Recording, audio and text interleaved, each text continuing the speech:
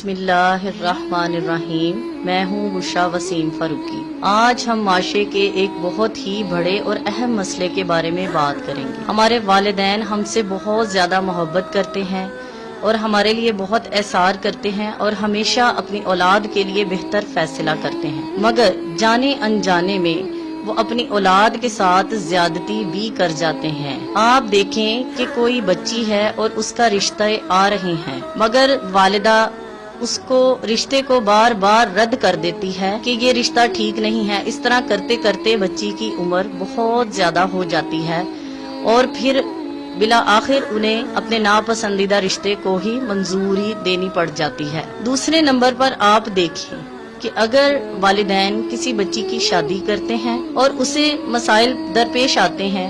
وہ اپنی والدہ سے جب ان کا ذکر کرتی ہے تو والدہ اسے بھرپور شے دیتی ہیں اور سپورٹ کرتی ہیں، جس کی بنا پر وہ بچی گھر آ جاتی ہے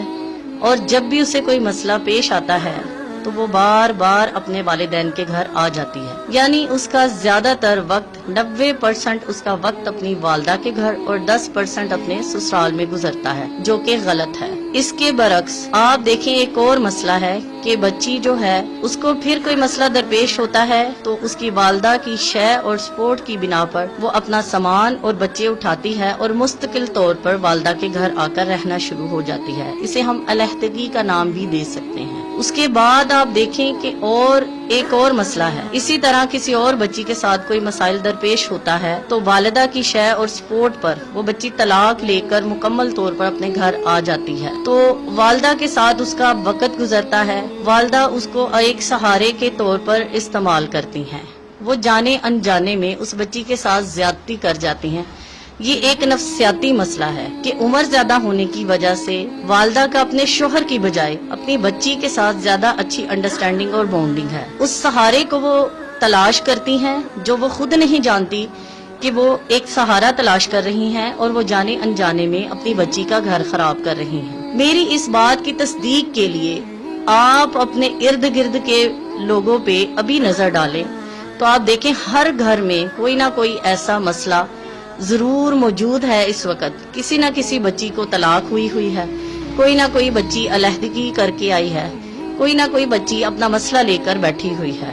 اور والدہ کا بھرپور تعاون اسے حاصل ہے۔ اور ایک اور بھی بات ہے کہ والدہ کوئی بات اپنی بیٹی یا بہو سے کہنا چاہتی ہیں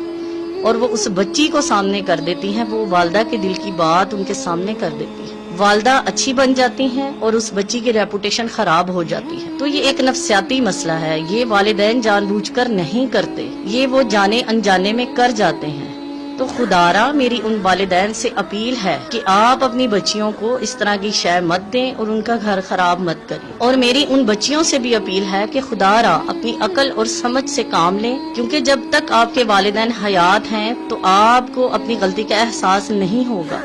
جو ہی وہ اس دنیا سے رخصت ہو جائیں گے تو اس وقت آپ کو احساس ہوگا کہ آپ کتنی بڑی غلطی کر چکے ہیں، آپ نے اپنی زندگی میں کتنا غلط فیصلہ کر دیا ہے، یہ آپ کو آپ کے والدین کے گزر جانے کے بعد احساس ہوگا۔ تو میری آپ سب سے درخواست ہے کہ اس مسئلے کو بہت ہی ذاتی طور پر لیں۔ اللہ تعالی ہمیں ان سب باتوں پر عمل کرنے کی توفیق عطا فرمائے۔ وما علینا الا البلاغ المبین۔